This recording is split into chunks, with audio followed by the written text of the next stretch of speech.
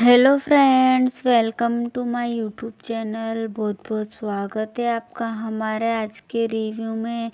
जैसा कि आज हम देख रहे हैं, यहाँ पर अबीरा का डिवोर्स तो होता नहीं है, वह मुंह लटका के आ जाती है और वह टाइम पे कोर्ट पर पहुंची ही नहीं थी। वहाँ पर अरमान भी बहुत गुस्सा कर रहा था क्योंकि वह टाइम पर नहीं पहुंची थी। लेकिन यहाँ पर अबीर के दिमाग में तो भागने का भूत सवार है, क्योंकि वह चारू को पहले ही कॉल कर चुका है और दोनों ही साथ में भागने वाले हैं।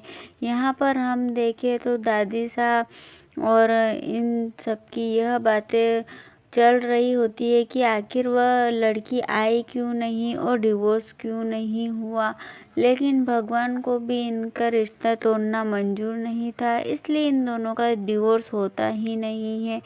यहाँ पर हम देखें तो अबीर और चारू दोनों कार में बैठे होते हैं और अबीर उसको कन्विंस करने की बहुत कोशिश करता है कि अपन दोनों शादी करेंगे और बाहर चले जाएंगे, मुंबई चले जाएंगे और जब हम कुछ समय बाद आएंगे तो सब कुछ ठीक हो चुका होगा। यहाँ पर घर में सबको पता चल जाता है कि चारू और अबीर दोनों ही गायब है और यहाँ पर फूफा जी बहुत गुस्सा करते हैं इस बात को लेकर कि अगर अबीर ने कुछ गलत किया तो वह उसे अबीर को बिल्कुल छोड़ेगा नहीं। और यहाँ पर यह बात तो रूही बर्दाश्त ही नहीं करती है और रूही इतना सुनाती है फूफा जी को जिसकी कोई हद ही नहीं होती है, क्योंकि फूफा जी सुनने के ही लायक होते हैं। और जब रूही फ़ोन लगाती है अबीरा को तो इस बात का सच में पता चल ही जाता है कि वाकई दोनों साथ में गायब है। और यहाँ पर क्यारा, उसके दिमाग में ये चल रहा होता है कि कहीं अबीर चारू के साथ सच में भाग तो नहीं गया है और उसके दिमाग में उल्टी सीधी बातें आने लग जाती हैं, क्योंकि यहाँ पर क्यारा उससे प्यार करती है और वह नहीं चाहती है कि चारू उसके साथ रहे। और यहाँ पर रूही जो है फ़ोन लगाती है अबीर को, लेकिन फ़ोन ही नहीं लगता है। और यहाँ पर जब अबीरा भी फ़ोन लगाती है तो किसी को फ़ोन ही नहीं लगता है। दोनों एक दूसरे को कहते हैं अगर कुछ पता चलता है तो मुझे बताना उनके बारे में।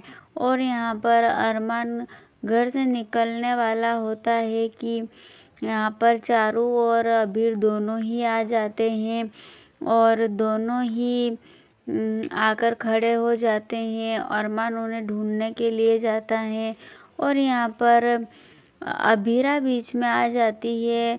फूफा जी अबीर के ऊपर टूट पड़ने वाले होते हैं उससे पहले और फूफा जी अबीरा के ऊपर टूट पड़ते हैं उससे पहले अरमान बीच में आ जाता है और अरमान का कहना होता है कि आप एक बार उसे पूछ तो लो कि वह कहना क्या चाहती है।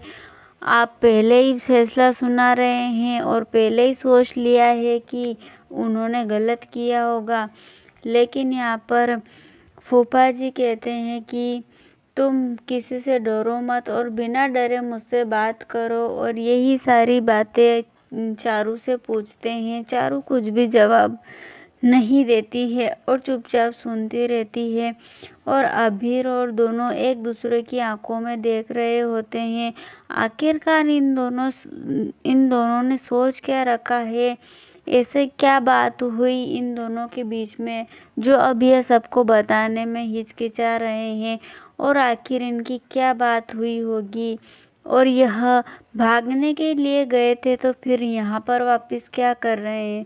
तो देखते हैं दोस्तों आगे यह दोनों घर वालों को क्या जवाब देने वाले हैं। देखने के लिए हमारे साथ बने रहिए और चैनल को सब्सक्राइब कीजिए।